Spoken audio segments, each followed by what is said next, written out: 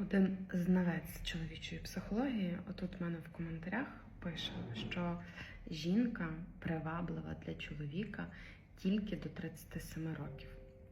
Та мені дуже цікаво дізнатися, де ви взяли таку статистику? І як тоді чоловіки, в яких дружини старші 37, далі вважають їх привабливими, спокусливими і бажаними? Чи це якісь динозаври в нас таке хочуть?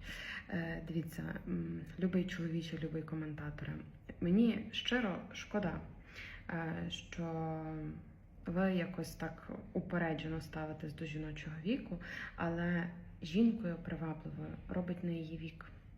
Жінкою привабливою робить її внутрішній якийсь стержень, характер, харизма, її ідеали, її цінності і її зовнішній вигляд. Тому не платіть дурниць.